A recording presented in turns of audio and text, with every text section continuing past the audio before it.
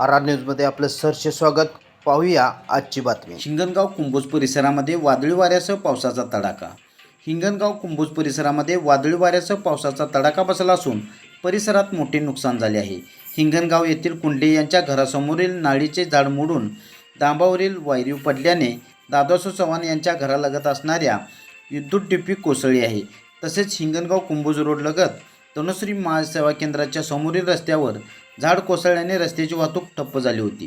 हिंगणगावचे सरपंच दीपक पाटील यांनी माळावरील व गावातील युवकांना घेऊन झाड बाजूला करून वाहतूक व्यवस्था सुरळीत केली. कुंभोज येथील जोरदार वाऱ्यामुळे केंद्रीय प्राथमिक शाळेचे पत्रे उडून शाळेच्या असणाऱ्या कमानीवर पडून तसेच शाळेसमोरील मुख्य रस्त्यासह परिसरात पत्रे उडून पडले आहेत. या जोरदार वाऱ्यासह पावसामुळे शाळेचे मोठे प्रमाणात नुकसान झाले आहे. हे समजता शिक्षण सभापती शीतल यादव, प्रवीण यादव, विस्तार अधिकारी विरंजे यांनी भेट देऊन पाहणी केली. कुंभोज हिंगणगाव रोडवरील बिरोबा मंदिर ते BPC कलेक्शन पर्यंत 3 ठिकाणी झाड कोसळल्याने सकाळपर्यंत वाहतूक ठप्प झाली होती. स्थानिक नागरिकांनी झाड बाजूला करून वाहतूक सुरळीत केली. शिवाजीनगर येथील स्वखर्चातून बांधलेले जुने बौद्ध समाज मंदिरावरील पत्रे उडून मोठे नुकसान झाले आहे.